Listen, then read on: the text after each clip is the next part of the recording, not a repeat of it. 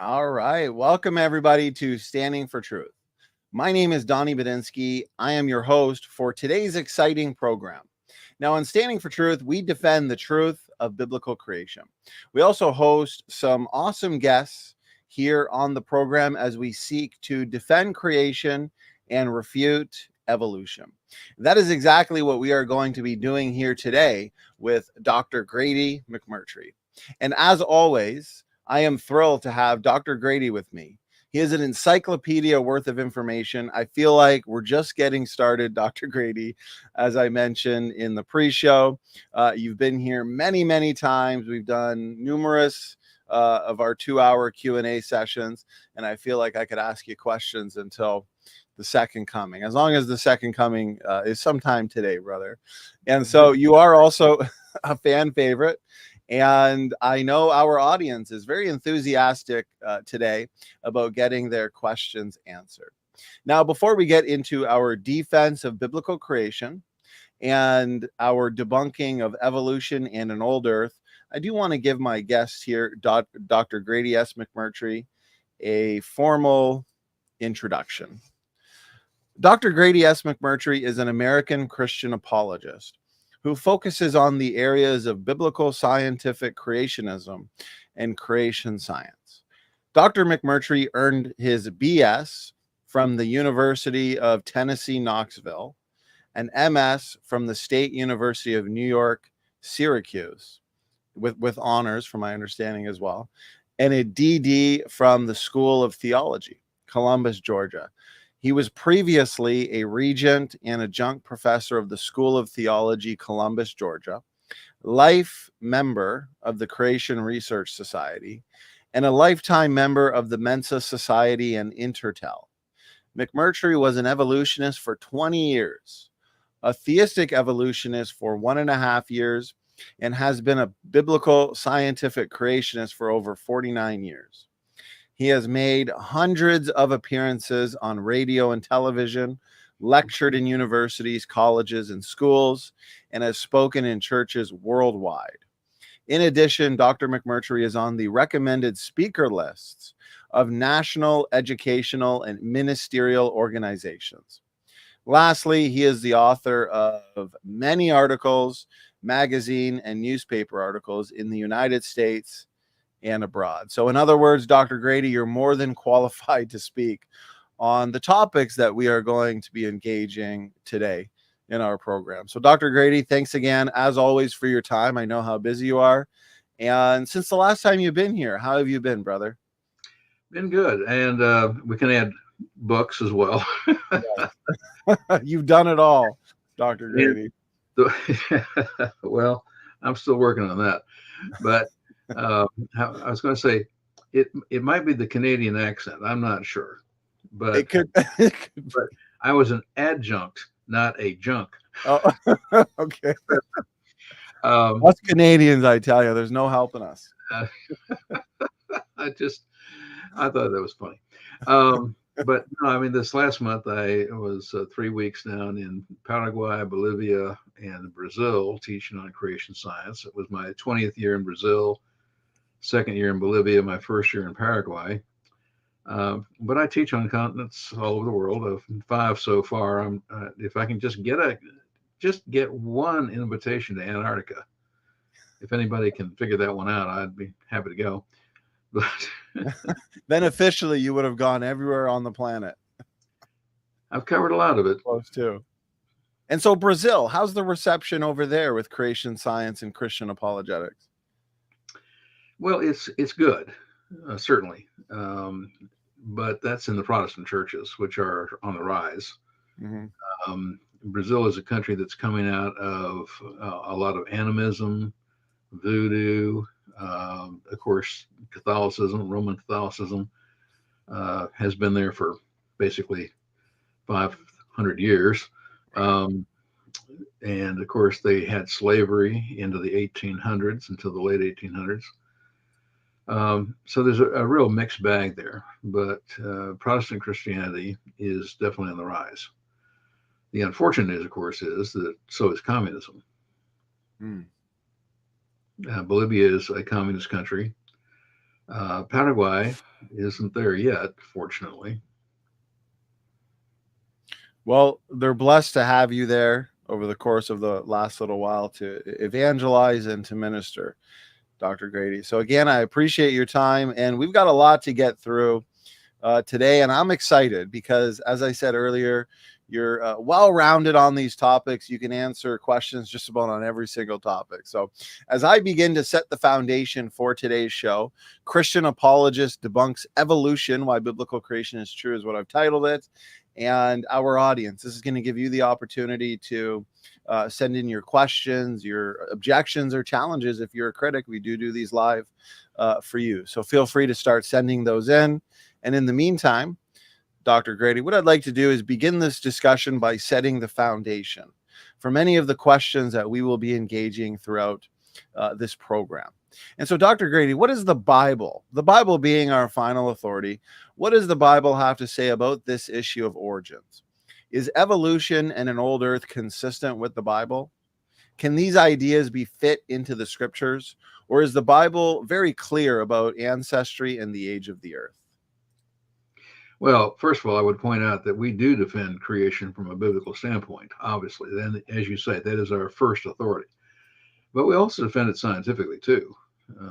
There's ample science to prove that the earth and the universe are young, exactly as the Bible says. So the Bible claims that God created everything in 6 literal 24-hour type of days that we experience today, and approximately 6,000 years ago.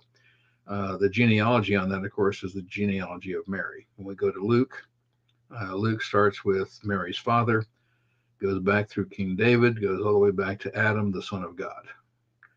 And so that genealogy is basically 6,000 years. And so the genealogies are there in the Bible. The written history, it is the oldest accurate history book in the world. Accurate histories outside of the Bible were not really being kept until roughly the time of Herodotus. Even though there are some people who would claim that the various ancient civilizations had an older starting point, it's not true. Those histories are simply corrupted verbal histories of what happened when the people came out of the ark and started to spread around the world. So from a biblical standpoint, there's no question about the approximate age of the earth at 6,000, give or take a little. I hope that we are not going to, argue over 20 years or something like that. And the genealogies are there. The history is there. It's a contiguous historical writing with the insertion of various wisdom books, that sort of thing. And scientifically, we take a look at geochronometers, which is, I think, one of the most fascinating fields of scientific study to debunk the millions and billions of years. You have to remember that evolution is a religion. It has its tenets, just as Christianity does. And one of the tenets of the religion of evolution, or more officially, secular humanism, is that you must believe in millions and billions of years. You must believe that by fortuitous accidents called mutations, that things supposedly get bigger, better, faster, smarter. But in science, we take a look at genetics and we can see that things are getting smaller, slower, and dumber. So science contradicts evolution. It does not support evolution. Very good, Dr. Grady. Amen. And so what I'd like to ask you is regarding the Hebrew word for day, which is yom, if I'm not mistaken. And so many in the old earth creation and the theistic evolutionist camp, they will argue that there are multiple meanings of this Hebrew word yom, and that day can mean a long period of time. And thus basically arguing that the young earth creation interpretation of Genesis is not necessary. What's a good response to that? Well, there are many very good responses. First of all, yom is the most common word for day in Hebrew, and it is used 2,301 times in the Old Testament. I think that's enough to figure out the meaning. However, it cannot mean millions and billions of supposed years with an indefinite beginning and an indefinite end. It can be used historically and it can be used prophetically. But in those uses, it is things like the day of the Lord, the day of Jacob's trouble. We could say, in my father's day. But these are specific times, not necessarily one specific day. I mean, my father lived over 60 years, but we still refer to in my father's day as a very specific period that only lasted a short amount of time in terms of humans.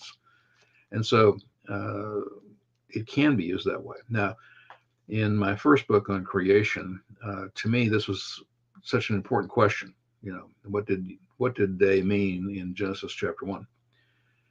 I actually copied every single possible use of the word yom from the two largest Hebrew lexicons available, all of them, filled 4 pages of my book. But it can never mean millions and billions of years. It can never mean these epochs, eons, eras with indefinite beginnings and indefinite ends. It always refers to something much more specific. I would also point out that when you use numbers like 1, 2, 3, 4, the natural reading is just 1 day of 24 hours, 2 days, 3 days, 24 hours.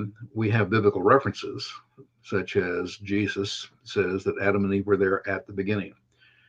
Jesus says, since the foundation of the world, the blood of all the prophets that have been shed. He's talking about a creation 6,000 years ago. He's not talking about millions or billions of years ago. But I think the single best defense of the word yom, from a biblical standpoint, outside of the book of Genesis, would be in Exodus chapter 20. This is where God is giving Moses the 10 Commandments. And you'll note, I think, that giving the 10 Commandments, certainly one of the most important historical moments in human history, whether you believe in the Bible or not, certainly equal to or greater than some other historical events. That God stops in the middle of giving the 10 Commandments, and he inserts Exodus chapter 20, verses 8 to 11, and he says, you shall work 6 days and rest one, because I did. And he equates the days of creation and the days that he used to create to the human days. And so he equates them. These are not millions or billions of years, that they are 24-hour periods, one rotation of the earth. And he gives it to us as a template to live our lives. I don't know how much you're aware of the French Revolution, though I know that you have a French-speaking community. But if you'll take a look at the French Revolution, when Napoleon came to power and they developed the metric system, you know, which you are certainly very familiar with, but doing everything in tens, they said, well, we are starting with an evolutionary worldview. We are not starting with a biblical worldview, and therefore we're going to also have a week of 10 days. But while the metric system, flawed as it is, has been maintained, the 10-day week didn't work because everybody knew that wasn't right. And so while they tried to enforce it, the people simply went back to a 7-day week because everybody knew that was the right amount. That's very interesting right there, Dr. Grady. You made several interesting points, actually. You started it off. So the word day, or yom, the underlying word for day, is used 2,301 times. Correct. You said? In the Old Testament. Yes, sir. So like you said, that's a good amount of times for us to figure out what it means in the various contexts that it's used. It is in no way obscure. Yeah, there's no way is it obscure. And so I'm wondering, is it accurate to say that the word yom is tightly constrained in Genesis because it is used specifically as either the light portion of a day or a 24-hour day, but never used as a long period of time? Well, and again, we can take a look at it's one rotation, one period of darkness, one period of light. The Jewish day begins in darkness. It doesn't. The date in the Jewish calendar does not change at midnight the way you and I do it. The date changes 90 minutes after sunset. And the reason for that is because in Genesis, God says the day starts in darkness. And of course, there is a biblical typology here too. Many people don't think about it, but just the simple rotation of the earth teaches a spiritual truth. That when we get here, when you are born, you start in darkness. But if you come to know Jesus Christ as Lord and Savior, you will end in light. And there's many other allusions to light. Of course, Jesus, the light of the world, and so on.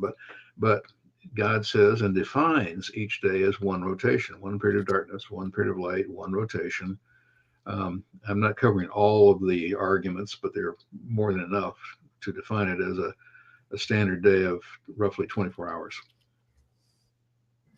I think it is in Genesis 2, Dr. Grady, where, and a lot of old earth creationist apologists will argue this way, like at Reasons to Believe being one of them. And it's in Genesis 2 where it talks about in the day that the Lord God made the earth and the heavens. And so they'll try and equate that with, well, in my grandfather's day or my parents' day. So it's not necessarily one single day. It's just that generation. Dr. Grady, what are your thoughts on that? Well, again, I think people are trying to force things that are not there. The obvious reading there is in the day that the Lord created the earth. Well, he did create the earth on day one. Right.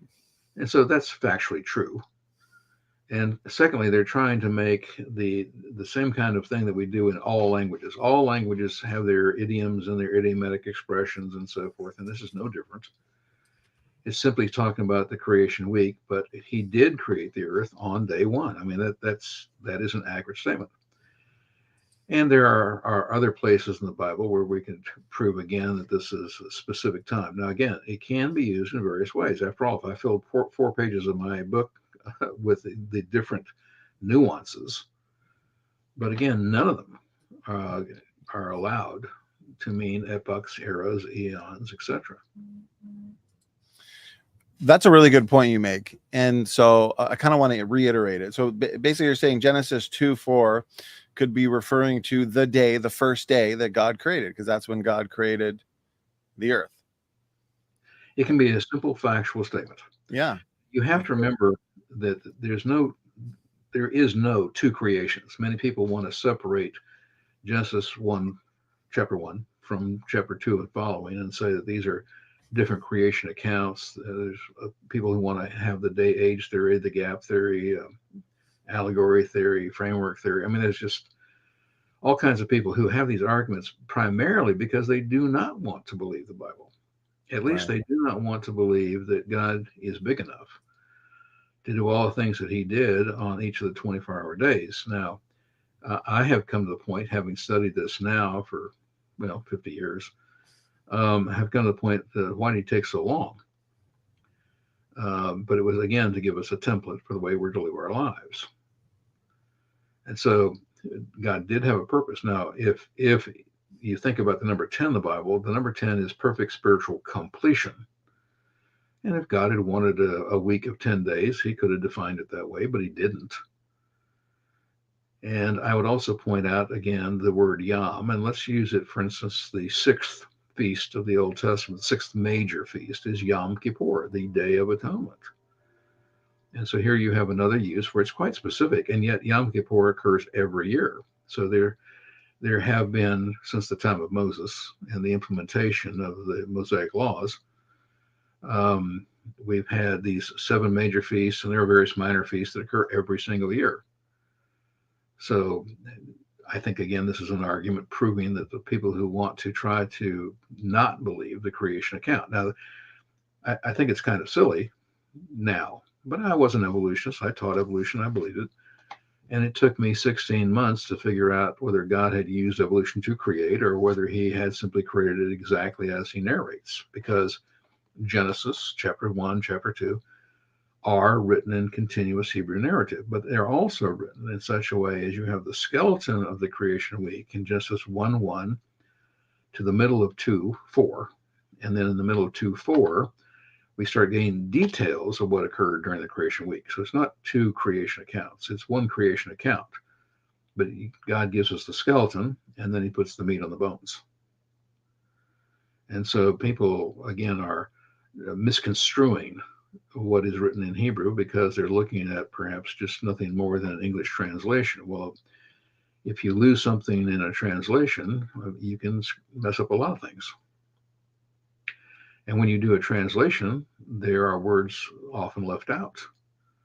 And translators trying to give what they think is a more complete rendering will add words that should never be there. That's why you have italics in translations. The italics are for words that were never there, but inserted by the translators. But you can have words left out too.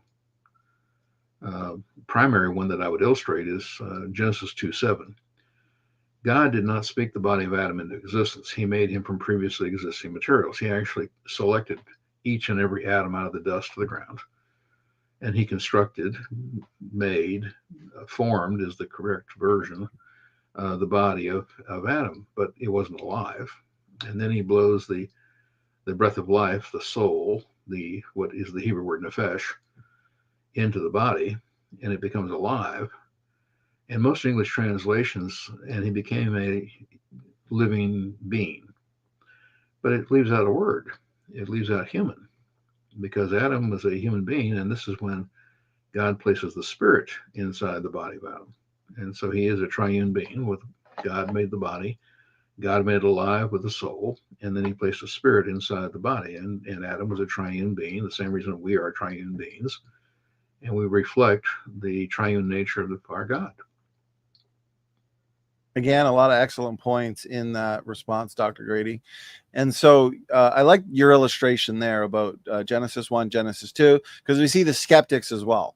Your atheists, your evolutionists, they'll say, oh, there's contradictory accounts there. That's a contradiction because you're looking at two different creation stories. But like you said, and hopefully I reiterate it accurately, that we're looking at the skeleton. Then once you get to Genesis 2, you're getting the meat on the bones there, the details. Donnie, God is a perfect author. Would you agree? Amen. Amen, brother. Now, again, another analogy to this is when you read a technical paper, whether it's in economics, science, social studies, how do you write a technical paper? Well, the first thing is you have a title, right, and then you have an abstract. I mean, every scientific article and others that are in technical journals, magazines, will do this. They have the title of the article, they have the abstract, which is the skeleton of the article and what they're going to prove or claim. And then you have the article. And God wrote the Bible in exactly the same way. Genesis 1:1 to 2:4a is the abstract. And then from 2:4b continuing, we then take the starting of the article and continue, that we fill in the details. Yeah, that's great, Dr. Grady. I appreciate that. And so there's no contradiction at all. It makes sense. I like your analogy with your technical papers. You've got the abstract that you can read a summary, then you got to go into the actual paper for the details. Well, and so the marriage ceremony and making Eve and all that takes place on day 6. Right. It didn't happen after the creation week. It happened on day 6, but it's revealed to us in chapter 2. So God gives us the quick skeleton, chapter 1, into, again, the first half of verse 4 in chapter 2. And then he fills in details. And I mean, again, chapter 3 begins with the beginning of sin, and it is, again, something that would happen immediately after the creation week. Because there are some in the theistic evolutionist camp, which I think you just refuted thoroughly, they'll say, well, Genesis 2 is a continuation of Genesis 1 in the sense that Genesis 1, God's creating humanity in general. And then Genesis 2, he's picking out a priest from humanity, so a greater group of people, where you get Adam and Eve. And then that way they can argue, oh, these are the two first humans out of a population of hominins. But yet you're refuting that because no, it's not really a continuation. It's just more details of what's going on day 6. And again, I would suggest that on the first 5 days of creation, God could have done everything that is listed for the first 5 days in the first second of each day and then waited. But day 6 definitely has sequential time. So this is a 24-hour period, and he did these various things during this 24 hours. Right. But the first 5 days don't require that. So another argument that I'm sure you've heard more than enough times is when it comes to the very clear words of Jesus, where he says, from the beginning of creation, he made them male and female, which I think is very clearly pointing back to the creation week, speaking of Adam and Eve. Yes, sir. And so they'll say, well, Jesus isn't really declaring or saying anything about the age of the earth or the creation of man. He's just trying to make a point about marriage and divorce. And so we as young earth creationists, we're taking this too far to make any age of the earth conclusions. What's a good rebuttal of that, Dr. Grady? Well, I think you ought to believe Jesus. He is God in the first place.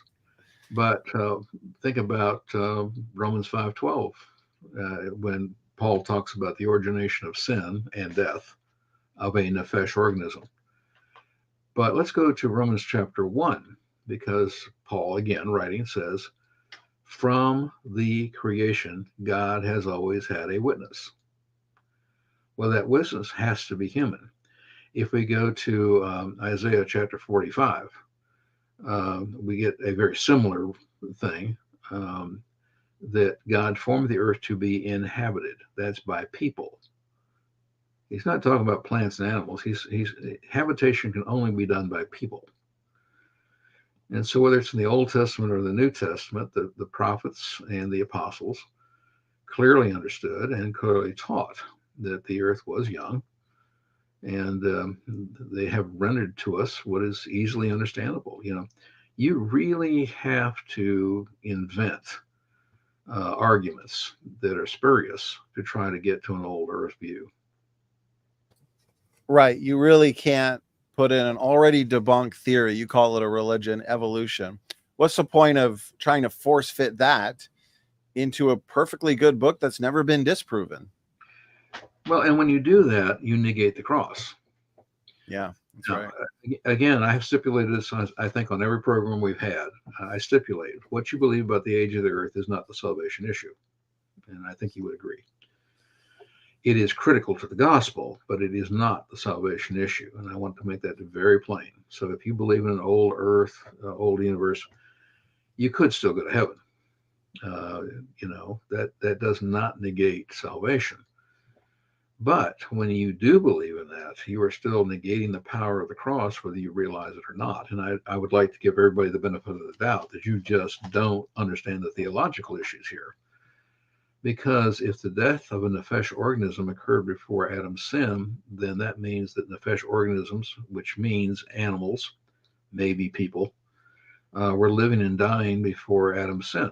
If that is true, then Adam's sin is not the cause of death of nephesh organisms. But in Romans 5:12, Paul is very specific about this. Also in 1 Corinthians as well, that it was the sin of the first man, Adam, who brought the death of nephesh organisms into the universe. You mentioned earlier that Adam was created from pre-existing material, from the dirt of the ground. Specifically the dust, which Right. is an accurate scientific statement. Every atom in your body is common in the dust of the earth.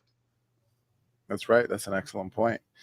And so many theistic evolutionists have run with these ideas, especially those in what's called the ancient Near Eastern camp, I think it is. And so they'll say, well, there's a consensus of scholars that would agree Genesis 1:1 isn't translated properly. So they'll say that it should be translated as when God began to create.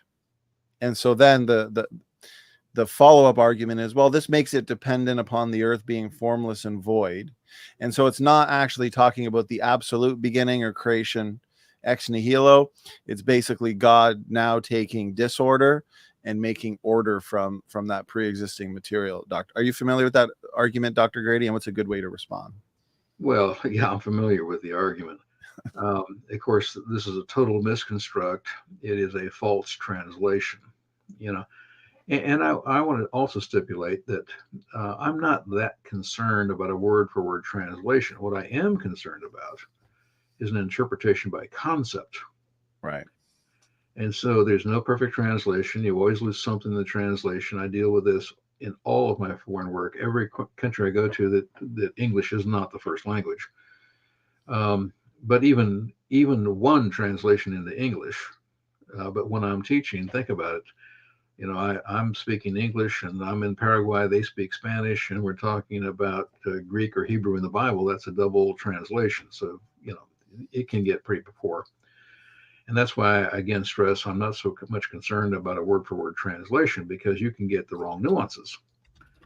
When I'm speaking, and as I am just to you, one word in the English language might have 10 different nuances. And when I use one of them, I might be using the second nuance in English in an unabridged Oxford dictionary.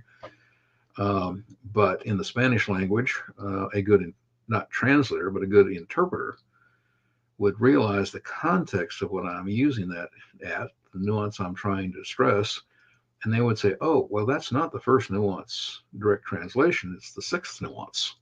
And a good interpreter will do that.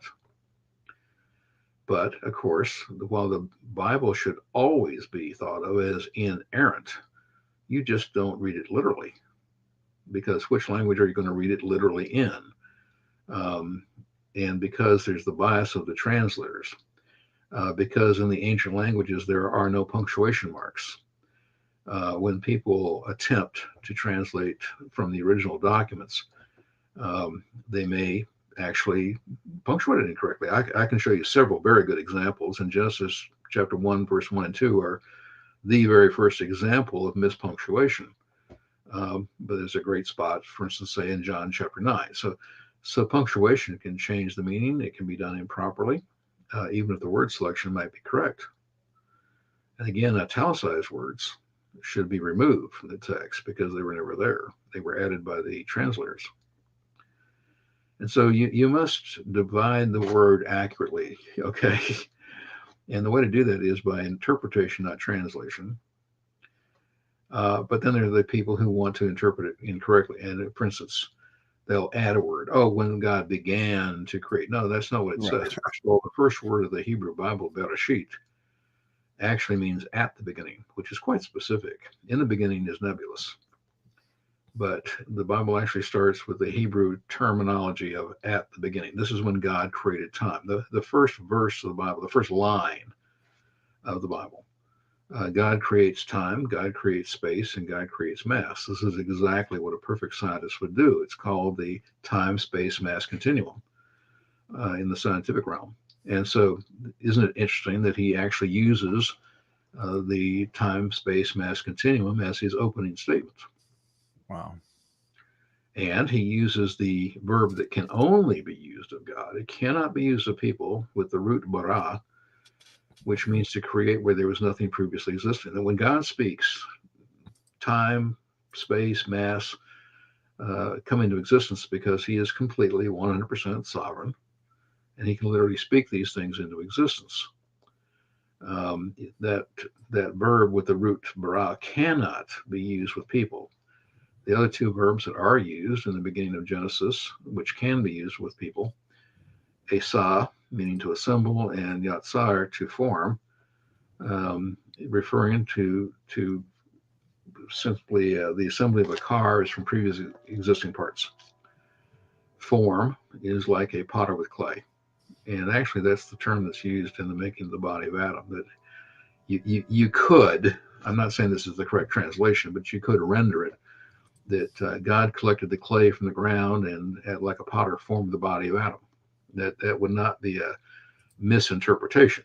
It wouldn't fit exactly with the translation, but it would fit with the concept. Well, that's an excellent response, Dr. Grady. I think that thoroughly dismantles that argument, so I appreciate it. And so we've discussed the age of the earth, the meaning of the word yom, and whether or not these days in Genesis are ordinary days. I do want to get into the Genesis flood briefly, but we did get a question that came in here that's relevant to what we're discussing here, and it is a common one, so I appreciate this. Comes in from Redefine Living, and a question for you, obviously, Dr. Grady.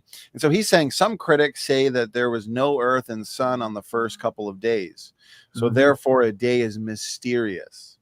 What do you have to say about that? Well, there's nothing mysterious about it. First of all, God does not create the sun, moon, and stars until day 4. He doesn't create the objects that make light and reflect light until day 4. I understand the argument, okay? But verse 3, day 1, God speaks light into existence.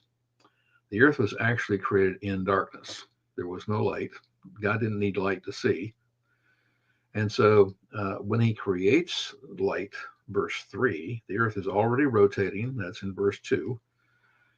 And there's one period of darkness, one period of light, and then God says it's one day. Now, if God says it's a day, why can't you accept that?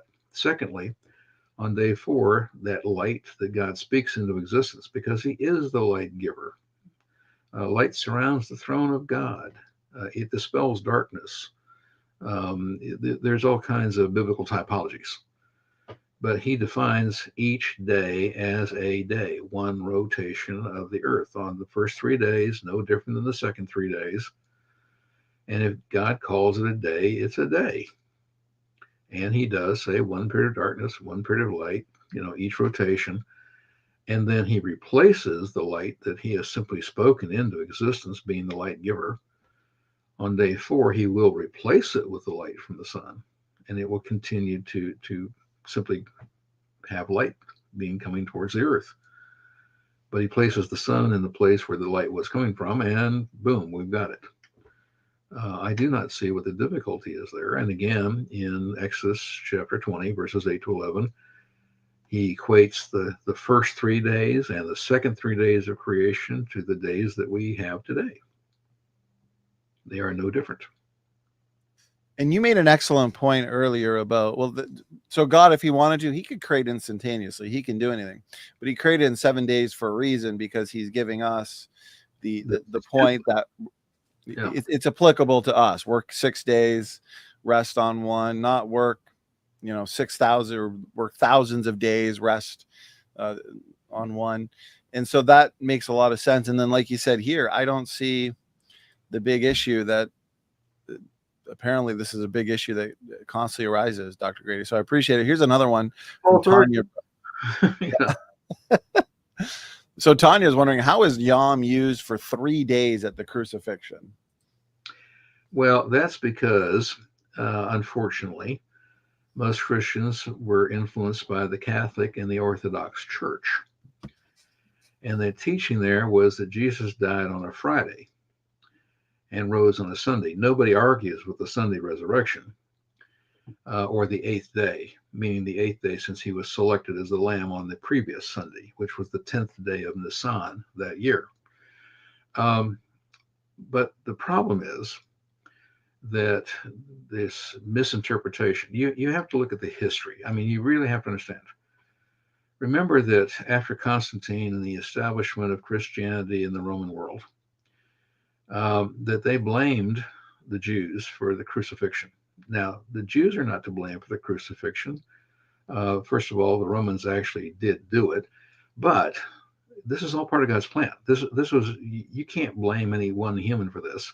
This was in fulfillment of God's plan for salvation, correct? That Jesus had to die on the cross. And if you will read, go back in your New Testament a little bit, it says that in Capernaum, they begged him to stay and be their pastor, and that he was safe. But he set his face like a flint to go to Jerusalem, knowing what was going to happen, knowing that he had to die for humanity to have the opportunity to be saved, correct?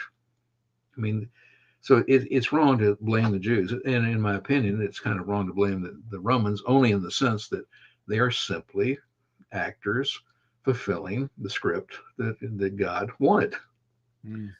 But once Christianity had been established in the Orthodox and the Roman Catholic Church, they didn't want to know anything, particularly about the Old Testament or Judaism, because to them, Jews were the bad guys. Okay? Now, I'm making this simplistic because it's good to have it in a simplistic way. But you had to be brain dead to live in Europe and not know that Jews worshipped on Friday night and Saturday, that was Shabbat, the day, quote, the day of rest. But I'd like to redefine that too, if you don't mind. But you just had to be brain dead. And so what happened? Well, since it was said in the scriptures that Jesus had to be taken off the cross, the body and the 2 criminals, because the Sabbath was coming and they had to be taken off the crosses before the night came. And so they decided erroneously that Jesus died on Friday afternoon. And then they came up with the concept, well, any part of a day counts as a day. Not true. And so they said, well, there's a little bit of Friday, there's all day Saturday, and a little bit of Sunday, and that makes 3 days. However, first of all, Jesus said he would rise on the 3rd day, not after the 3rd day. Now, I wrote a book on the Feast of the Old Testament where I go over this very thoroughly. If you're interested, that's what it's called, the Feast of the Old Testament. We have it on our website. If a little plug, you can get it either in the physical copy or in the electronic version. But I grew up in the Jewish community. I was never a Jew, but I grew up in the Jewish community. I became Mizpaha, which is a friend of the family, treated equally as a Gentile in the Jewish community. I speak with some authority. My book is also the book used by the Messianic Union, that's the Christian Jews in Russia, as their book to teach all of their people on the feast. So I think I speak with some authority here. People fail to understand that on the third day is a terminology which is an idiomatic expression in Hebrew. It means half a day plus 2, or 2 days plus a half a day. Now, in the case of Jesus, it's 2 days plus a half a day. And I also explain that while Friday night and Saturday are always a Shabbat, always the seventh day on the Jewish calendar of the week, always the day of rest, there are 7 extra Shabbatons that occur each year. And they are very specific. They're the first and last day of the Feast of Unleavened Bread. You have Passover, and then 7 days. There's 7 days of the Feast of Unleavened Bread, immediately Hag HaMatzah. And in the middle of Hag HaMatzah, you have first fruits. So there are 3 major feasts that all occur within an 8-day period. The 8-day period is referred to as the Passover time, even though the first day is the Passover. It's the 14th day of Nisan. So let's go legalistically here for a second. Go back to the Exodus. Go back to when God established all these things. You go back to Exodus chapter 12, verse 1. In the spring of the year, God institutes a second calendar for religious events. And he takes the 7th month of the civil calendar, which is the month of Nisan, and he makes it the first month of a brand new calendar for religious events. And if you'll read Exodus 12, starting at verse 1, on the 10th day of that month, having established a religious calendar, a second calendar of 12 months, they were to select a lamb. Then on the 14th, they were to slay the lamb. That's Passover. That night, they will eat unleavened bread. And so that is the 15th, and it goes through the 22nd. But on the 17th day is the day that they will go through the Red Sea. And when they enter the promised land in Joshua chapter 5, it's when they ate of the first fruits. So Jesus often called himself the first fruits offering. Apply that then to the week that Jesus died. He came in on a Sunday, everybody agrees. It was the 10th day of Nisan, and this is when you select the lamb. And so they went from Jerusalem, the Temple Mount, down to Bethlehem. It's only 5 miles. And they would select lambs and bring them back on the 10th. They would inspect the lambs. They picked 2 because they wanted to make sure they had one perfect lamb. But on the 14th, they would slay one of those lambs at exactly 3 p.m. in the afternoon. Now, think with me for a second. Jesus was fulfilling perfectly the law of Moses. He was selected as the lamb on the 10th. That was a Sunday. You slay the lamb on the 14th, which has to be, absolutely has to be Thursday. Because remember, the date changes in the evening, 90 minutes after sunset. The Last Supper occurred on Wednesday night, and it was a mock Seder because it should have been on the 15th. But Jesus had to be dead in his body in the tomb before the 15th. So on Wednesday night, the 14th day of Nisan, he has the Last Supper, as is referred to. In the morning, having had 2 illegal trials, he was sent to be crucified, and he was crucified at 9 a.m., was on the cross for 6 hours, 6 being the number of man. And then he dies at 3 p.m. at exactly the same time the little lamb died on the Temple Mount. And people in the Middle East are buried on the same day they die, almost 100% of the time. And so the tomb already existed. It had been modified, knowing that he would be crucified. They had hours to modify the tomb. And he's placed in the tomb of Joseph of Arimathea that afternoon before the sun sets. So his body is placed in the tomb on the 14th, Thursday afternoon. Now, the 15th is the first of 7 Shabbatons. These are called high holy days. And I can show you in all 4 Gospels that this is referred to. And so the 15th was an extra Shabbaton, an extra Sabbath. In the year that Jesus died, there were 2 Sabbaths back to back. The 15th, the first day of unleavened bread, was a Sabbaton. Then on Friday night, it becomes the 16th. And Saturday is the 16th, and that is the regular Sabbath. So there are 2 24-hour Sabbaths back to back that year. Now, it only happens every few years. It's not every year that way, because the 10th is not always a Sunday to start with. But the year Jesus died, God had to arrange it where the Sunday he was picked as the Lamb of God was the 10th, the day you picked the lamb in Egypt. He had to die on the 14th because that's when the lamb has to die. It's on the Thursday. His body's in the ground Thursday night and Friday, which was a Shabbaton, an extra Sabbath, a high holy day. Friday night and Saturday on the 16th is a regular Sabbath. And Saturday night, it becomes the 17th. And that is the beginning of the Feast of First Fruits. And before 6 a.m. on Sunday, the 17th day, he will ascend, rise out of the tomb. And about 6 a.m., the women will discover the resurrection. So he was in the tomb for 2 24-hour days, plus roughly 12. And so it is easy to take a look at the calendar and the law. And you can clearly see that Jesus was actually in the tomb on the 14th. That's a Thursday. He didn't die on Friday. Now, that is a great answer right there, Dr. Grady, and an important one as well. How many prophecies of the Old Testament did Jesus fulfill in his ministry, his death, burial, resurrection? Oh, slightly over 300. Wow. But there are still prophecies to be fulfilled. Right. In the same way that of the 7 major feasts of the Old Testament, Jesus, and spiritually, we can say, and physically, the first 4 feasts have been physically and supernaturally fulfilled in the past. The second 3 still have to be fulfilled spiritually. And so this deals with his second coming.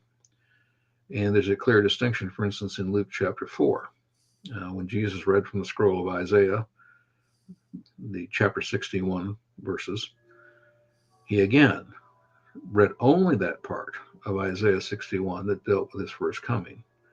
And it's a pretty good thing he did, too, because in Nazareth, if he had continued to read in Isaiah 61, he would have had to bring the kingdom into existence 2,000 years ago, and you and I would never have existed. Wow. So we've got a write-up here. Let me see. By you, Dr. Grady, Christ is risen indeed, evidence for the resurrection. And so you've, again, like I said earlier, you're an encyclopedia of information, creation, evolution, age of the earth, and evidence for the resurrection. So if I could ask you, since we're kind of on this topic, what are some good lines of evidence or some good reasons to believe in the resurrection? Let's say a skeptic was wondering, Dr. Grady. Well, first of all, of course, the Bible is accurate history. Right. And that is the first place. But we know of at least 9, possibly as many as 10 to 12 historians outside the Bible, secular historians. Flavius Josephus is not the only one. But we know of at least 9 or slightly more reliable historians of the 1st, 2nd, 3rd centuries who talk about Jesus, talk about his life, talk about his crucifixion, talk about his resurrection. And so these accounts should be considered as reliable if you're going to believe them about any of the ancient world. I mean, the life of Jesus is superiorly recorded for us versus Homer. Homer himself, the name could be a myth. The Iliad and the Odyssey and so forth might have been written by somebody else because we only have scant evidence of them. Fortunately, we do have them. But the Bible and other historians of that time, of the 1st, 2nd century, clearly establish it. And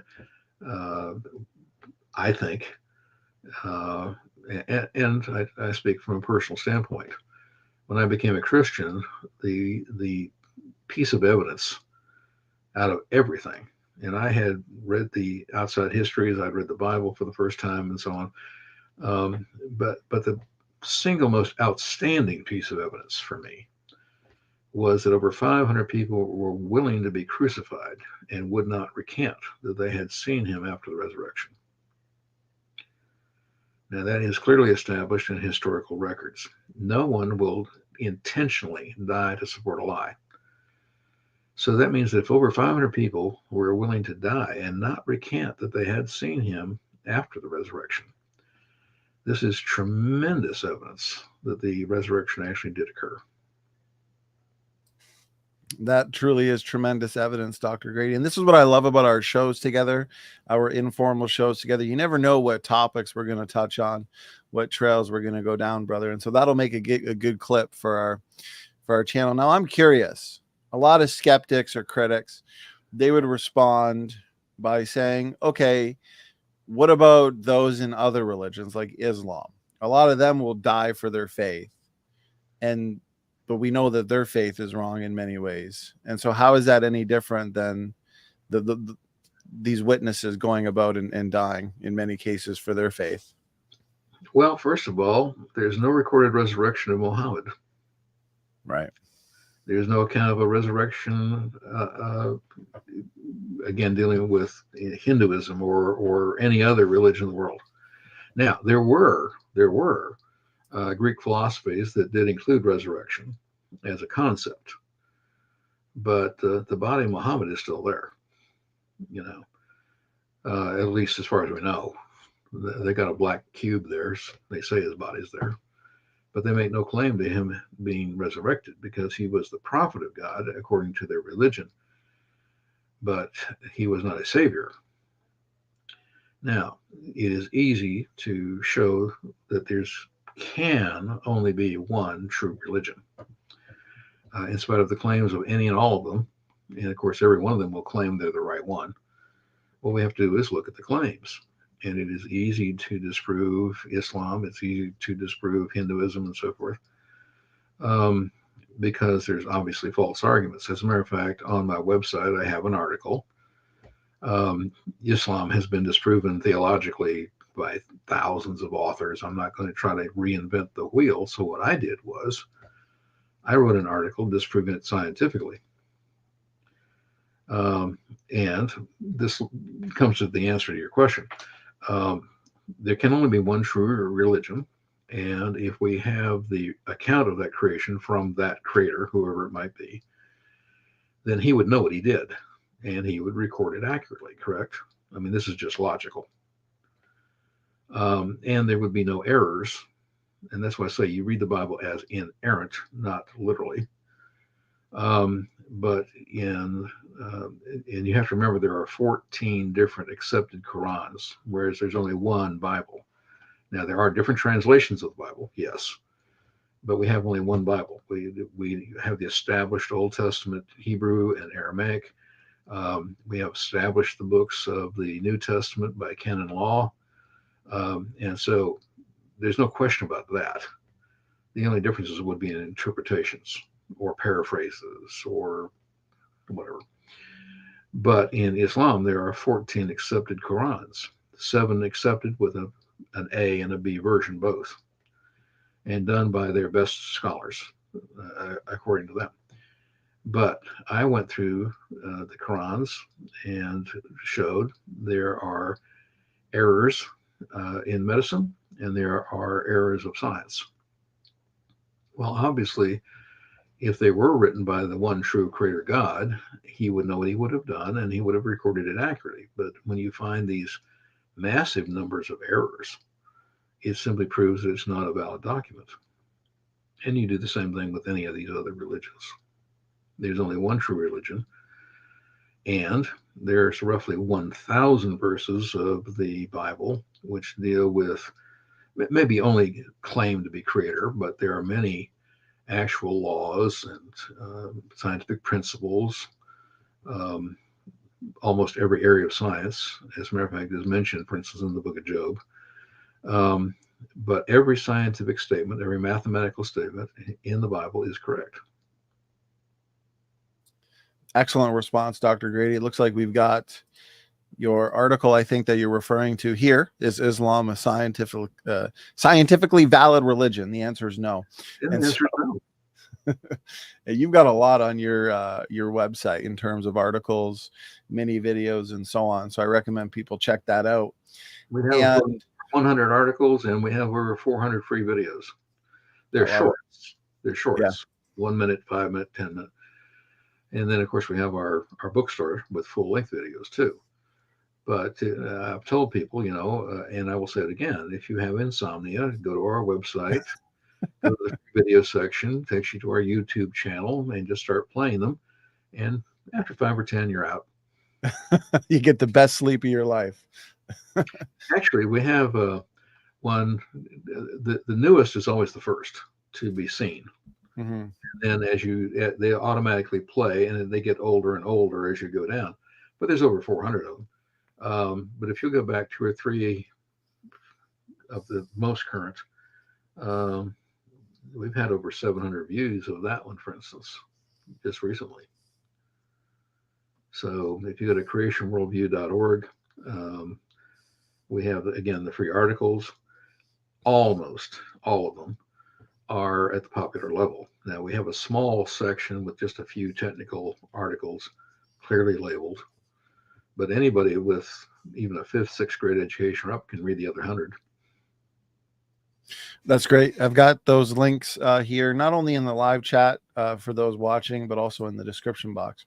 Thank you. And so I appreciate how thorough this has been so far. And I think we're moving along smoothly in the sense that we've discussed the age of the earth. We've countered many of the arguments or challenges that old earth creationists and theistic evolutionists would put forth.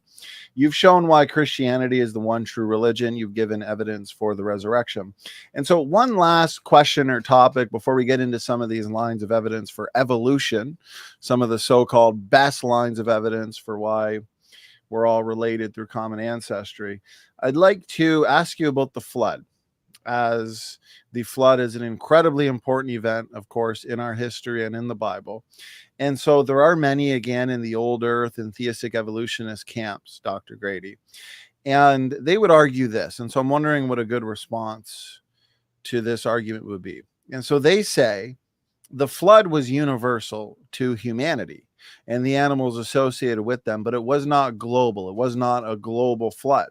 Universal, yes, but only to where humans were at the time. One passage they look to is 2 Peter 2, where it talks about the world of the ungodly. They are the ones flooded. And so they don't believe Peter is referring to the entire planet, but is referring to that entire region of the earth where humans lived at the time, Dr. Grady. Well, again, it's an absurd argument, and they simply haven't thought it through. I would suggest 2 Peter chapter 3, where Peter says that the earth that then was cataclysmically destroyed. That's the word he uses in the Greek, cataclysmically destroyed.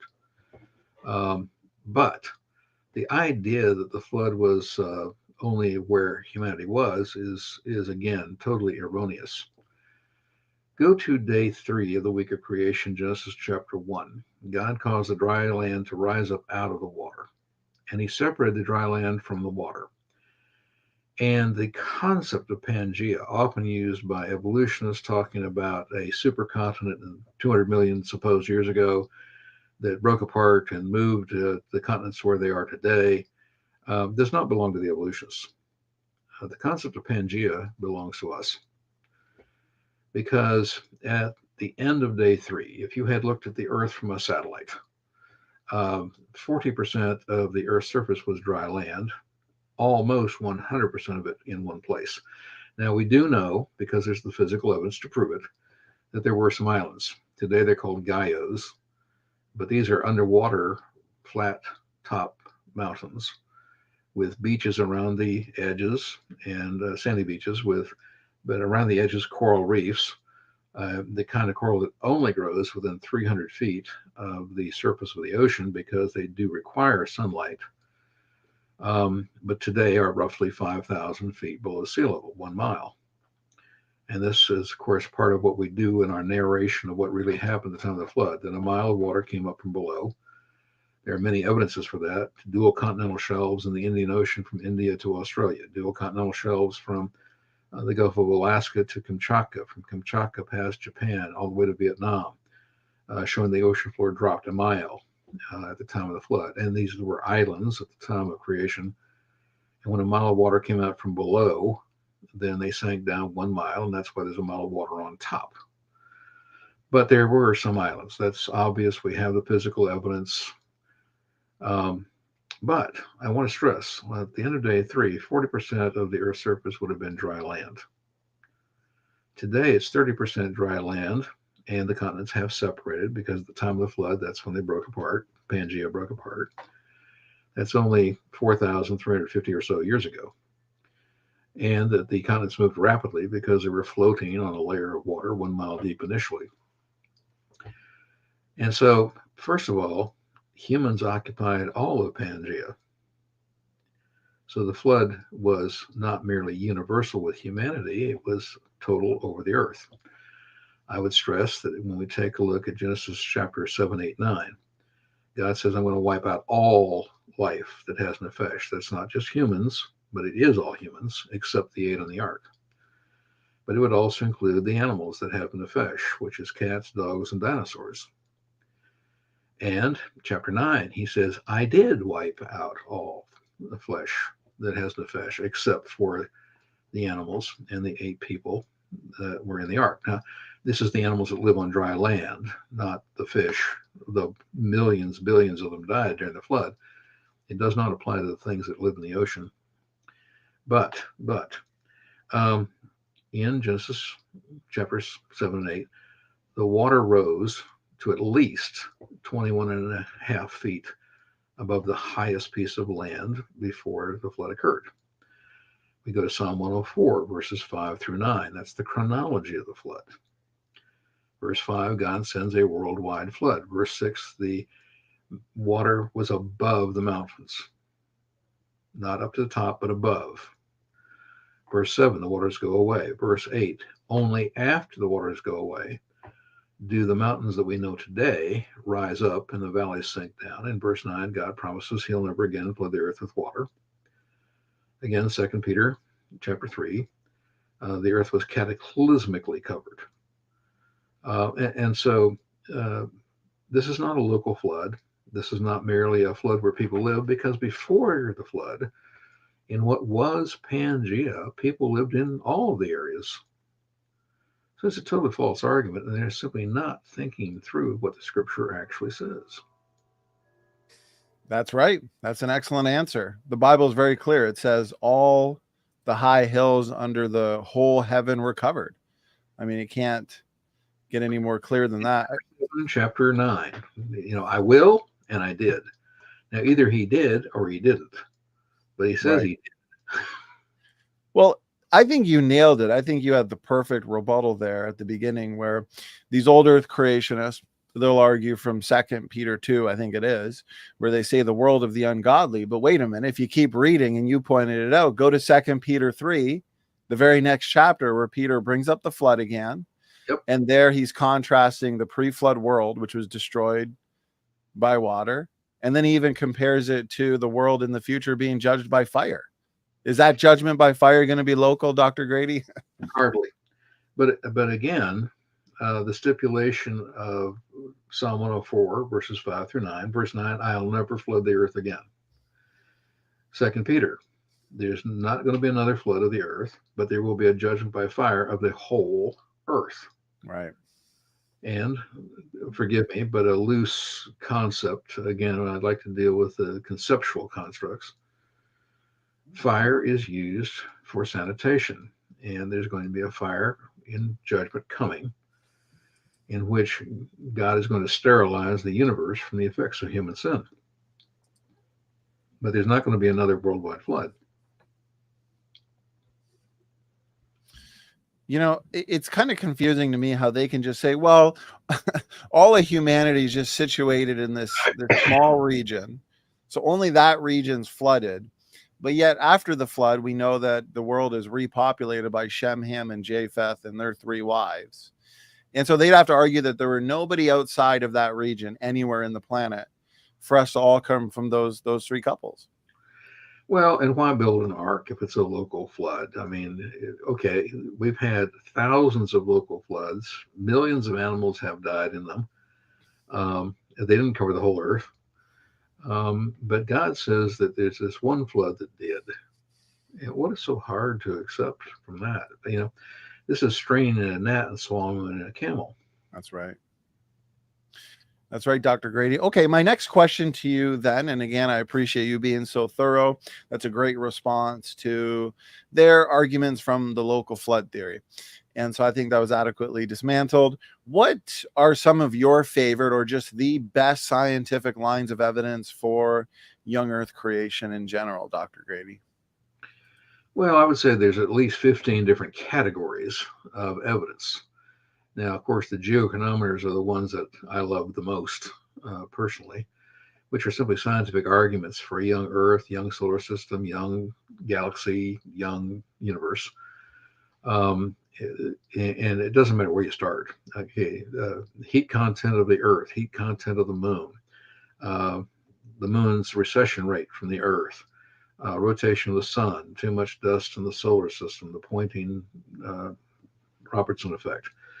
Lumpy rings around planets. The rings are not smooth. They ought to be if they're old, but they're lumpy. They're still having particles broken apart, but because they're not in synchronous orbit, the rings are actually being destroyed rather rapidly. The inner rings are falling into the planets. They go around and are being thrown away outwards, escaping the gravitational pull of their planets. The 4 gas giants all have rings. Many people don't realize that. But the rings are definitely young. When we got to Uranus, we found that there's at least 2 rings that will probably not even exist in the next 100 years. We found, of course, Pluto has young features, and we go everywhere. I mean, barn spiral galaxies.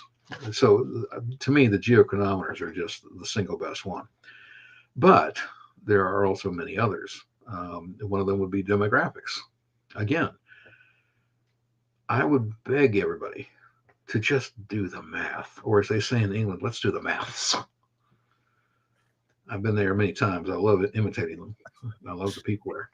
They speak real English, you know. Well, we don't speak real English, you know, you and I. Right. It's true. You speak Canadian, I speak North American. But just the simple demographics. You can get 8 billion people alive on Earth with one pair, starting just with one pair of humans 4,500 years ago, and do the math. How long is a generation? Now, in the Bible, it does define a generation as several different numbers. Today, you're lucky if a generation is 20 years.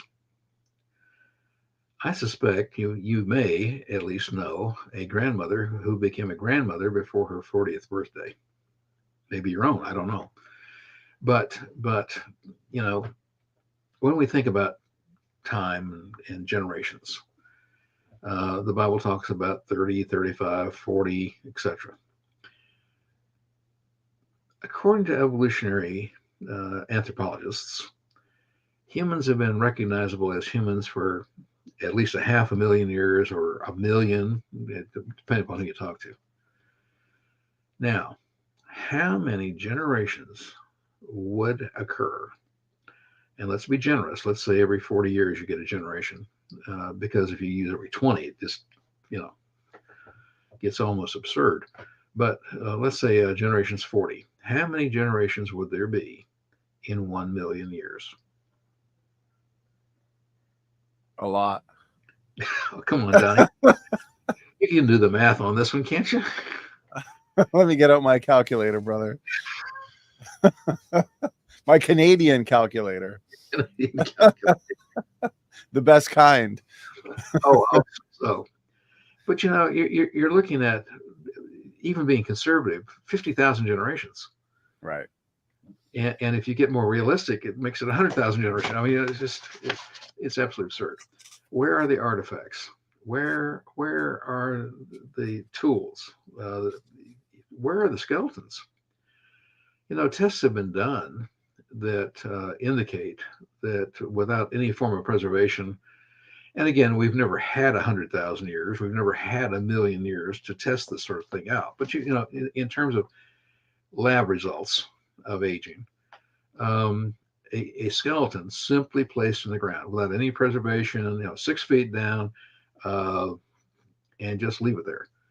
Even the bones would dissolve in 100,000 years, and yet they say, "Oh, these bones are 3 million years old." These pre-ape, pre-human bones, 1 million years old.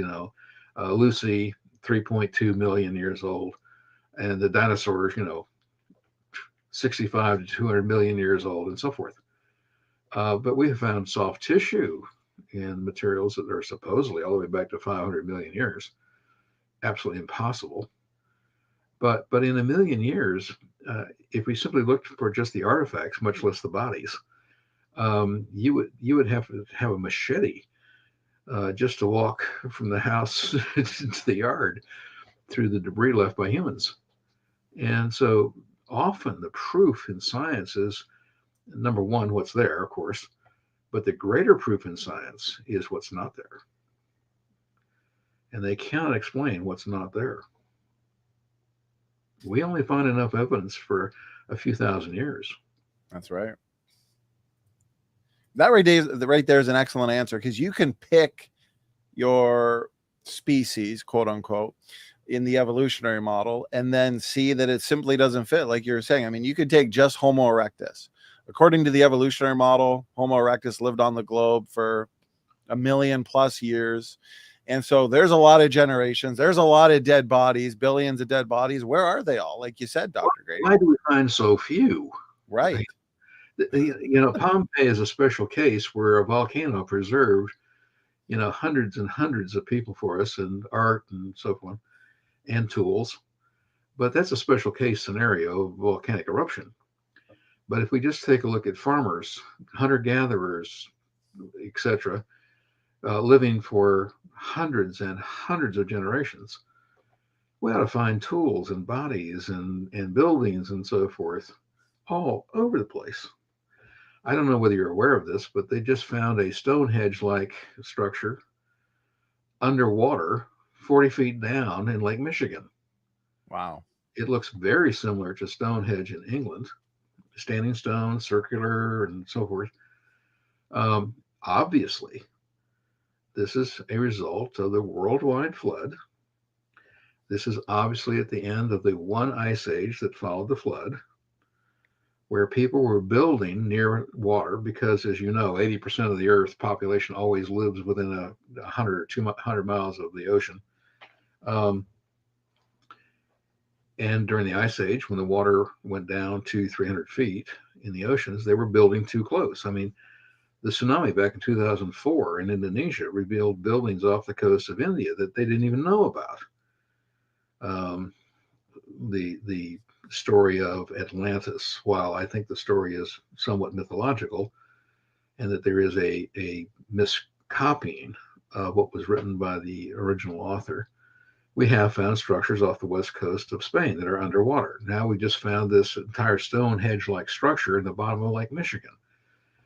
And it simply shows that when the ice melted back at the end of the ice age, the water rose 200 or 300 feet.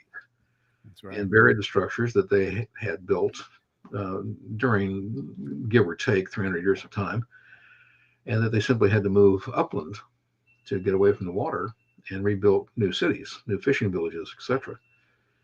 But these buried cities all over the world, buried by water, are simply proof that the ice age water was 200-300 feet lower during the middle of the ice age, and that when it melted back to where the ice caps are today, the water rose 200-300 feet.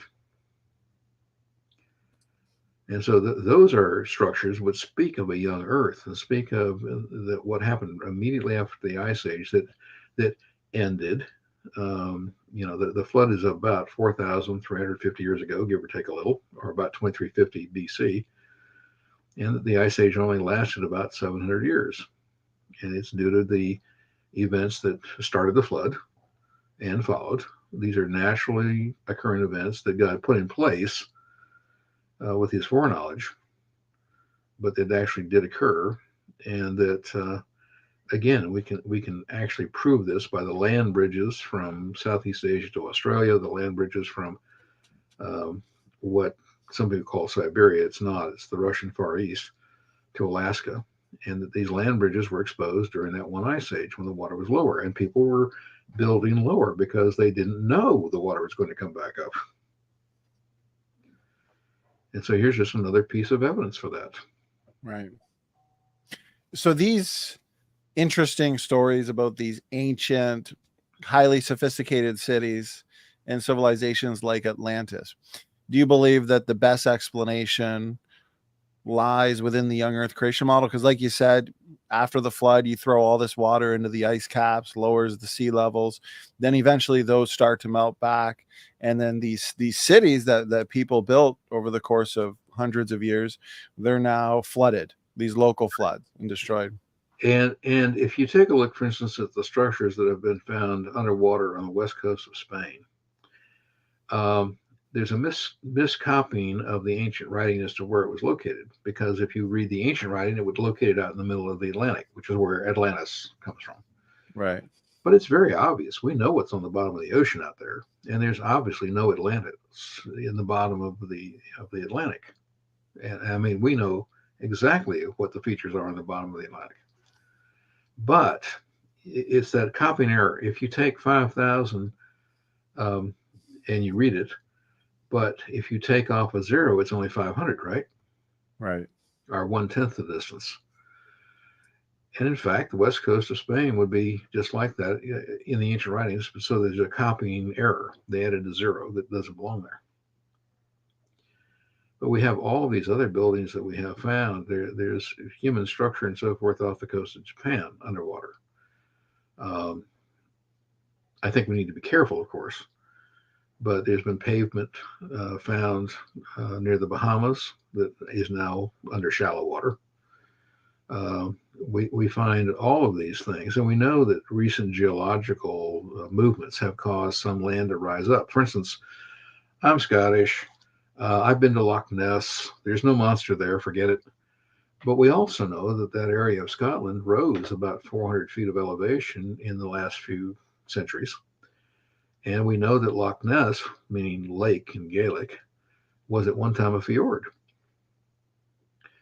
And so you do get local subsidence and local rising of lands that can change the topography. And when it was a fjord, there were some kind of large marine reptile, plesiosaur, elasmosaur, chronosaur, going up and down the fjord that was seen by people. And as the land rose and cut the fjord off and made it a lake, they probably got out before it happened. But even if they were trapped, they didn't survive. And there's no monster there today. But that doesn't mean there wasn't one. Doesn't mean that it wasn't seen. Myth always starts in reality. Right. And it's hard to believe that, and correct me if I'm wrong, hundreds and hundreds of these stories and accounts and people witnessing these creatures over time, it's hard to believe that they're all mistaken or all seeing the wrong thing. Just Loch Ness, I think the number is somewhere around 11,000. Yeah, that's amazing. But I've been there, and nothing there now.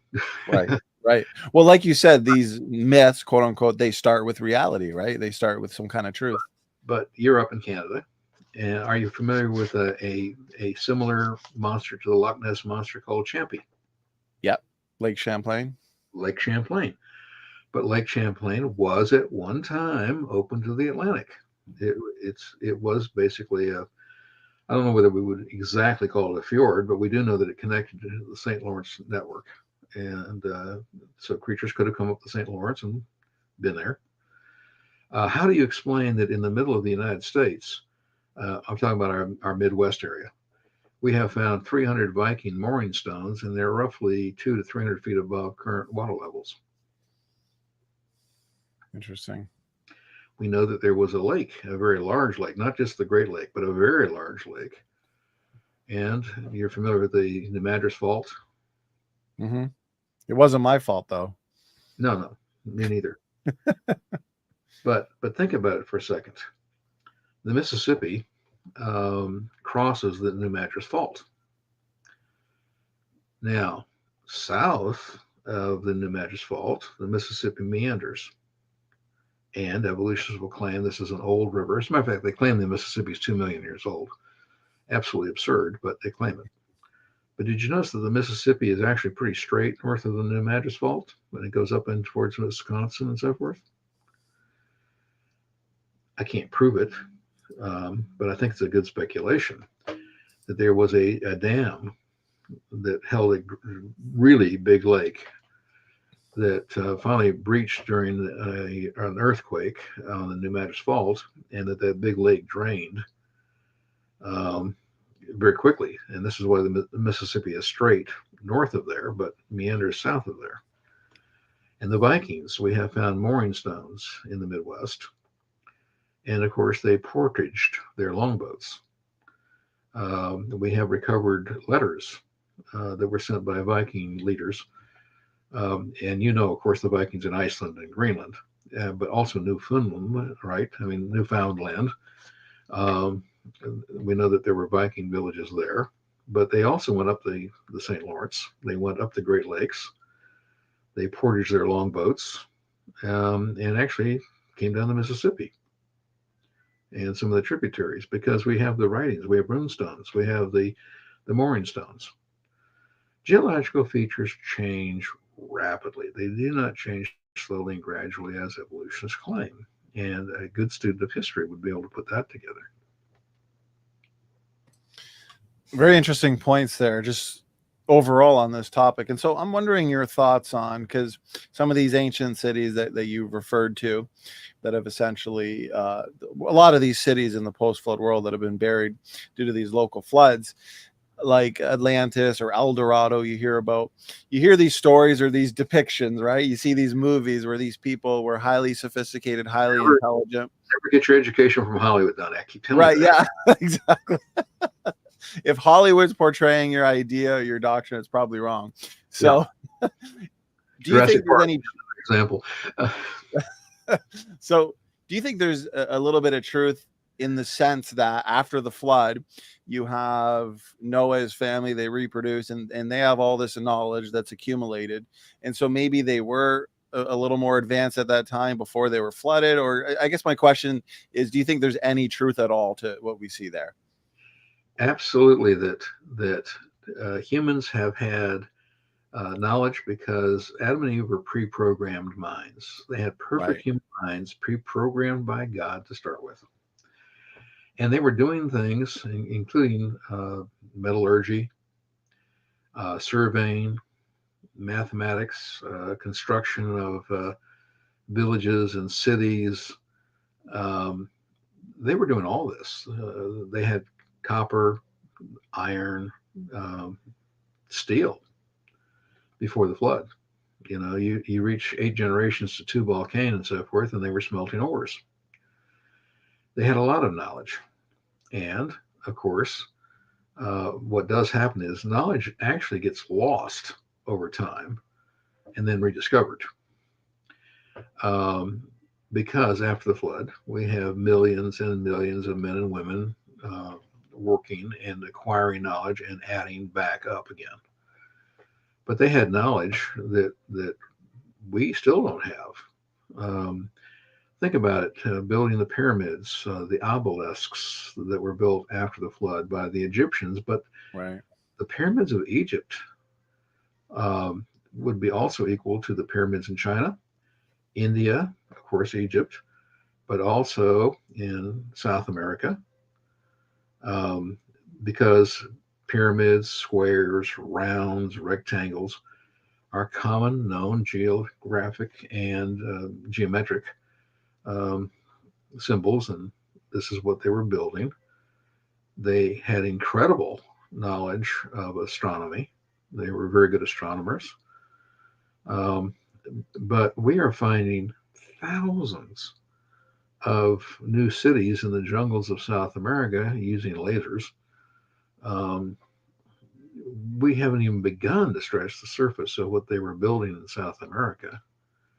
But we also know that they were building massive structures, and of course, the Great Wall of China. But they were building massive structures and moving objects. There is one stone in the western wall of the Temple Mount in Jerusalem on Mount Moriah that is estimated to weigh 70 tons. Wow. And it is not a cube. Now, if it was a cube, you can understand how they might be able to move a cube without breaking it. But this is a very long rectangle, and it's stone. And it's Jerusalem stone. It is a good building stone because it's soft enough to be worked with, but it's very durable over time. But it does wear. And if it's 70 foot long, how did they move it? Because it should have flexed and cracked, but it's not. So they knew how to do things that we couldn't do today with diesel engines and pulleys.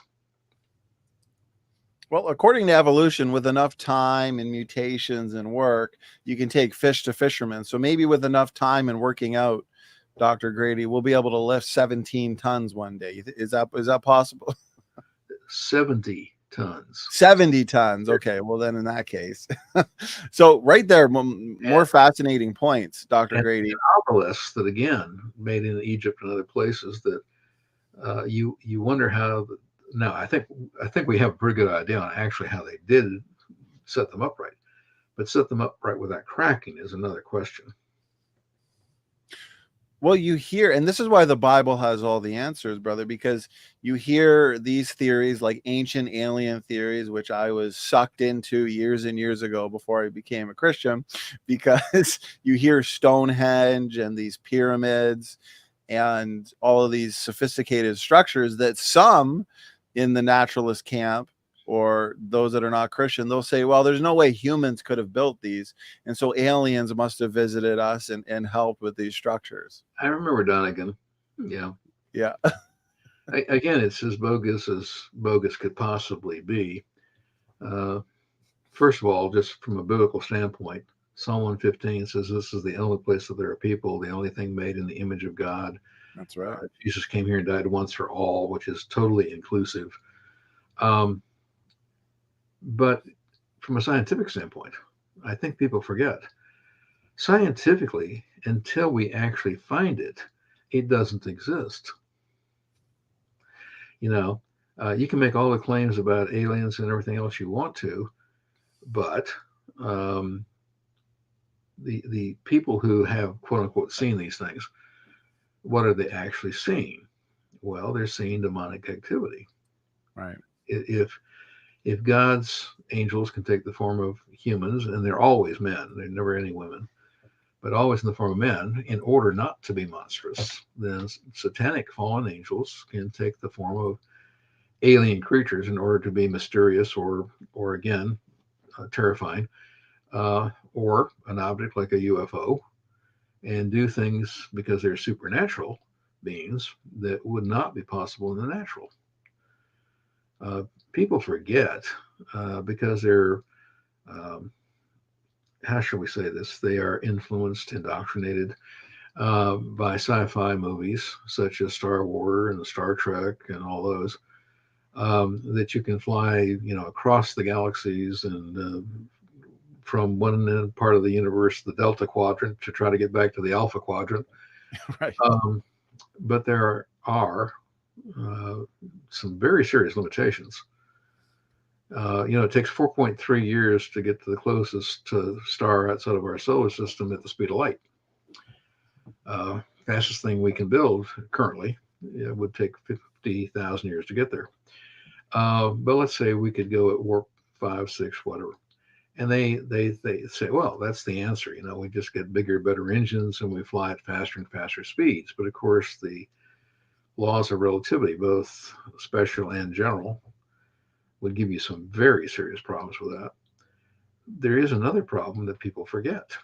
The idea we're going to zoom from this solar system to another solar system and so forth. It's great science fiction. I like good science fiction. But they forget it's not going to happen. The physics of these movies doesn't work in reality. And I point this out to people sometimes. What is the single factor that is going to prevent us from, getting in some vessel we construct with warp engines, and but what is the single biggest constraint to that kind of travel?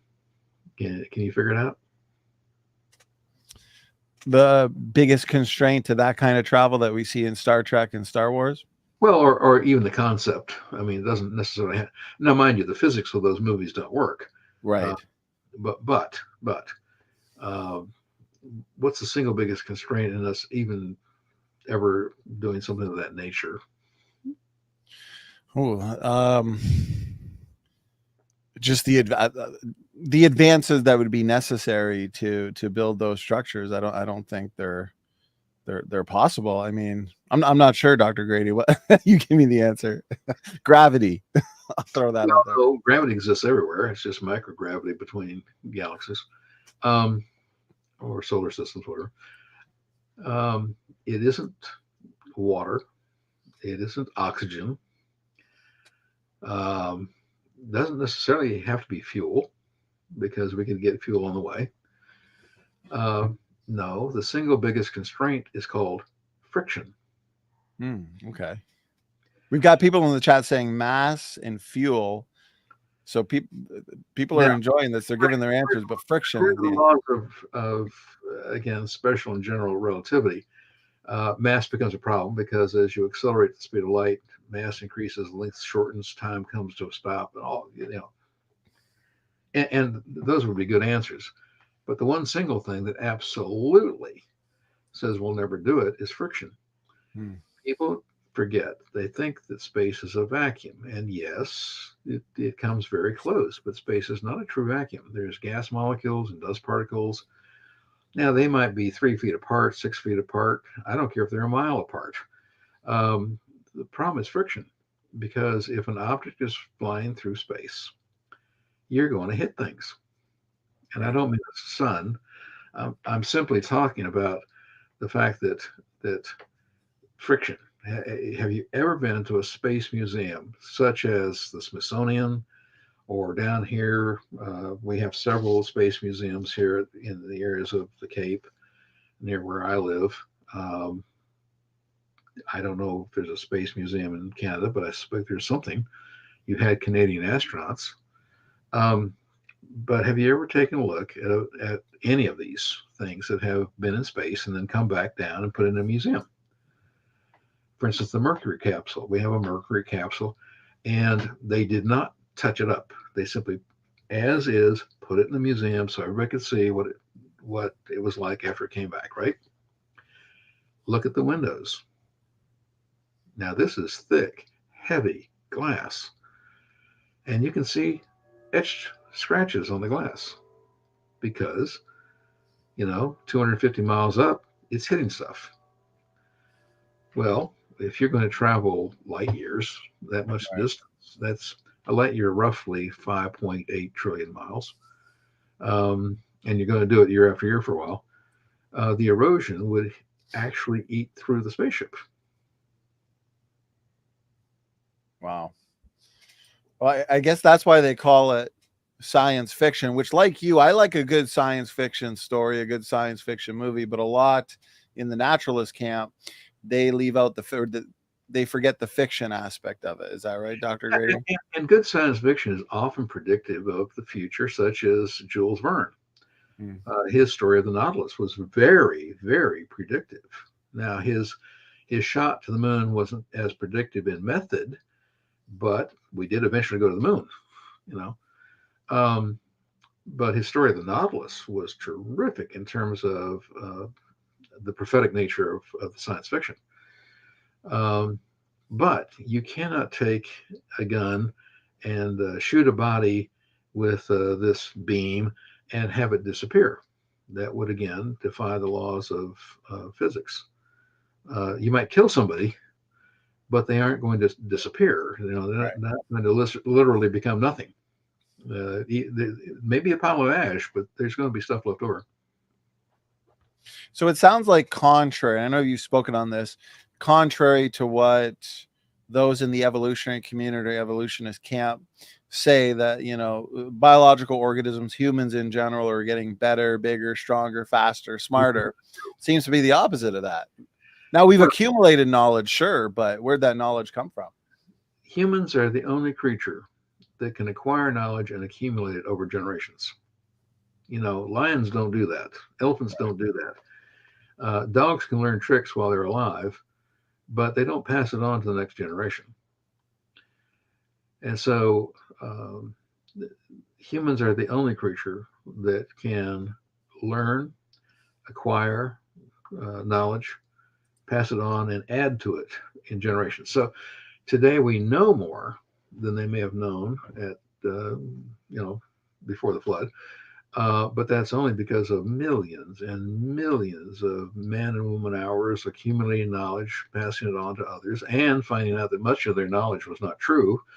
1668, Reddy proved that life did not spontaneously come out of a pile of rotting rags, or life didn't spontaneously generate. That's right. And of course, Pasteur put the cork on that bottle. But life only comes from life and only reproduces after its own kind. That's a scientifically proven principle. Life does not spontaneously generate. For the complexity of life to come into existence, you have to have a greater intelligence outside. There's many things, but simply because we know more now than we knew 300 years ago, individually, we are not as intelligent. We have, of course, our bodies are deteriorating. That's genetic entropy. We've talked about that before. Yeah.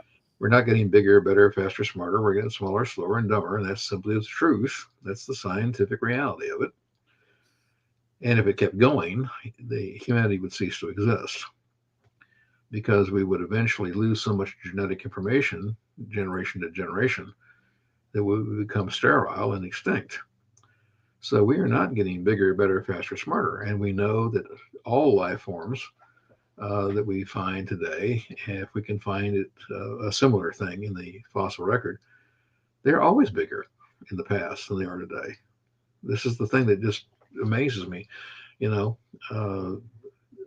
If you can find a creature alive today and it's representative in the fossil record, number one, they're the same in appearance, but in the past they will be greater in size. Right. Now things are going downhill, not uphill, and that totally contradicts the evolutionary view. Well, I like that you pointed that out. It completely wrecks and contradicts the evolutionary view. And when you look to the fossil record, like you said, we see these extant creatures today in bigger forms. And so the evolutionary community, or taxonomists, Dr. Grady, they'll give these animals different names. Like, let's compare the great white shark today and the megalodon in the fossil record. Is that not just a really big shark, though? Well, how about when you take a look at the size differences in other creatures too? Mm-hmm. Things like, think of armadillos. Do you have armadillos in Canada? I mean, I think it might be too cold, but do you have them? I've never seen one. Okay. I think it's too cold for you to have armadillos. But I mean, armadillos, they're only this big today. Right. Of course, they used to be the size of a VW bug. Yeah. Cockroaches here in Florida, we still have them up to 2.5 inches long. But they used to be over 6 inches. Wow. The what's referred to as the Irish elk, with horns 10 foot across. We were actually able to get some DNA material out of museums from the last ones that only died a few hundred years ago. And they're not elk. They're actually a form of red deer. But it doesn't really matter what we look at. Everything that we can identify today and find in the fossil record in the past, everything was bigger and getting smaller now. And so species and creatures are not evolving. Large scale evolution is not happening. What we see is Well, devolution. We see things are we going downhill. we need to mark our terms here. We do see what is called macro evolution. They want to label it. We do not see that happening. We do see microevolution happening. Right. But microevolution is simply change in the frequency of alleles in a gene pool. It's lateral adaptation. It has limits because of the laws of genetics. So we only see changes within the kind. We never see the macroevolution of one kind becoming another kind. And so, again, observation and the laws of genetics disprove evolution. It really doesn't matter where you look. But to me, entropy is the one word that destroys evolution from the standpoint of physics and the physical realm. That's right. Genetic entropy applied to genetics of all creatures proves that life is going downhill. Extinction has occurred. We don't see any new kinds coming along, but we see kinds that have existed becoming extinct. Now, every year we're discovering something in the area of about 5,000 creatures. We discover them, but not because they're evolving into existence. It's simply because we didn't have the people to go out and find them, but they were there all along. We're just finding them and revealing them to the public. And that's a rather alarming rate. But what are evolutionists really alarmed by? Not that we're finding new ones, which were always there. We just discovered them. They're worried about the extinction of them. Well, if they really believed in the evolutionary theory, then they would not be worried about extinction. They wouldn't be trying to preserve larger and larger amounts of land or whatever to preserve these quote unquote precious types. They would be quite happy with extinction because supposedly new, bigger, better, faster forms would be evolving into existence to replace the inferior ones that have become extinct. And yet we see around the world that they are absolutely terrified by the extinction of kinds today. Those are some great points. So prominent evolutionary scientists, Dr. Grady, like Richard Dawkins, they'll say, sure, we see these microevolutionary variations, microevolution happens. All macroevolution is, he'll say this to Cratius, is microevolution over lots of time. I know. The Darwinian view of slow and gradual. But you've also got evolutionists that are punctuationists, like Stephen Jay Gould and Niles Eldredge, right? And others. Goldsmith's, hopeful monster. Evolution is not a monolithic religion. It's a religion, but it's not monolithic, and there are many different denominations. But again, this is not true, and it's easily disproven. Again, we even sell a book. I didn't write it, but we even sell a book showing hundreds and hundreds of photographs of things that are alive today: plants, animals, insects, sea life, and fossils of the exact same creature. Right. Which proves that there's been no change, that they did not change over long periods of time. I have a picture of a fossil ginkgo leaf from North Dakota and a live ginkgo leaf today. And that's supposed to be one of the first true tree species, a very unique tree with fan-shaped leaves. And according to evolutionists, there's 150 million years between the two, and yet they're identical in shape. Not size, but in shape.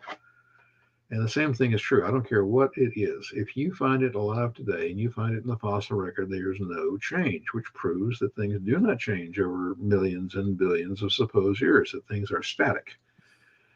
And that is a proof of creation. It refutes evolution because we don't know how many kinds, and that's the word in the Bible, we don't know how many kinds God created.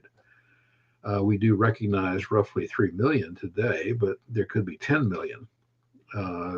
At the beginning because of extinction. But we really don't know how many. But think about it logically. If creation is true, God created a certain number of kind. And let's say for sake of number 5 million. once they were created, you would have only two choices. Either they would continue to reproduce and continue to be seen today, or if any of them became extinct, we would find less and less kinds. If evolution were true, whether it's the tree of life or the bushes of life, we would expect more and more new kinds coming along. Uh, that we didn't start with just a certain number and either maintain it or lose it. That new kinds would be coming along, and they wouldn't be worried about kinds becoming extinct. And so the fact that we see extinction today is a proof of creation. And again, it refutes the evolutionary concepts. Amen. So in light of everything you're saying here, especially with the living fossils, in the fossil record, we find stasis, we find sudden appearance, extinction. We don't find any real large scale evolution. Is that right, Dr. Grady? Correct. I mean, and this is why the punctuationists like Gould and Eldridge use the word equilibrium, punctuated equilibria or equilibrium, that there was long periods of time with no change and then a rapid 2, 3, 4 generational burst of evolution and then again stasis or equilibrium. That is totally different than the micro version of Darwin and Dawkins. But neither one of them is supported in the fossil record. Neither one of them is supported by science. It is simply a construct, band-aids put on the evidence. And today, evolutionists are not using science to try to defend evolution. Today, they're using the legal method. They show you pictures of creatures, fossils or alive. They line them up by size and shape, a totally erroneous method of proof. We've talked about that. The proof by ranking is no proof of anything. But they do this, and then they say, here's the evidence, and this is our interpretation of that evidence. And they go before the jury, and they try to use stage magic to convince the jury that they're right. And so today, what is the creationist doing? Well, the creationist is doing good science. But we also have a legal method of proof because we have the exact same evidence. There's no difference in the evidence. Creationists and evolutionists have the exact same evidence. What we do have is two different interpretations. And of course, the question being, which is the better interpretation? But when we go before a jury and we show the evidence and we show our interpretation of that evidence, we have a witness and they don't. That's exactly right, Dr. Grady, my brother. That's a fantastic debunking of evolution. And with that, again, that is another 2 hours together, Dr. Grady. And I am already looking forward to our next discussion together because I've just got about another 5,000 questions for you, Dr. Grady. So that's it. That's it. And I love how comprehensive your answers are because then it brings to mind several novel questions that I want to ask you. So I appreciate your. When you have been a teacher of evolution, as I once was, and now you're a creationist, you've been on both sides. And when you do that, you're a formidable opponent. That is right. That's why we love having you here. You've seen both sides. You're on the creationist side now, but you know how the evolutionists think, you know their approach, you know their arguments. And so you know how to engage those. Dr. Grady, I want to hand it over to you. Did you have any final words, final thoughts, anything you'd like to leave our audience with here tonight? I always like to challenge anybody that's watching to, again, be a good scientist. And when I say that, a good scientist seeks the truth. And so take a look at the evidence, take a look at the interpretations, and then decide for yourself which of the two you will accept. And I would say that when you take a look at all of the natural laws, the natural processes, and the physical evidence, the much better interpretation is a young creation that came into existence all at the same time in 1 week of 7 days, 6 days of active creation, and 1 day of rest. But maybe, Donnie, next time we can talk about what that word rest in the Bible actually means, because it does not mean to stop working. It means to work just as hard. Yes, I think that's a great topic. for our next program together. So I know as you are a fan favorite, I know the audience is already looking forward to having you back as well. We've had new viewers, new guests here in the live chat, and they've had a lot of positive feedback over today's program. So I did want to let them know that if you go to our official website, standingfortruthministries.com, go to the guest section, look for Dr. Grady McMurtry, and you'll find all of his previous programs there, except for this one, but we'll get that one there. So you got hours of content with Dr. Grady answering these important questions. Again, you get the creation worldview, all one string, .org. And we have over 100 articles. We have over 450 free videos, and we also have a bookstore too. But we have lots of free material. Feel free to research it. Take advantage. I've got your ministry channel here, Dr. Grady, Creation Worldview Ministry. So go over there and subscribe, take advantage. And then here is your website for people to enjoy. Okay, Dr. Grady, as always, I appreciate your time, brother. You are a true blessing to this ministry. So God bless you. And to the audience, God bless you as well. I appreciate all the feedback, the interaction. We also appreciate our critics here that send in their objections and challenges. And so I hope this was edifying to everybody. With that, Standing for Truth is out. God bless all.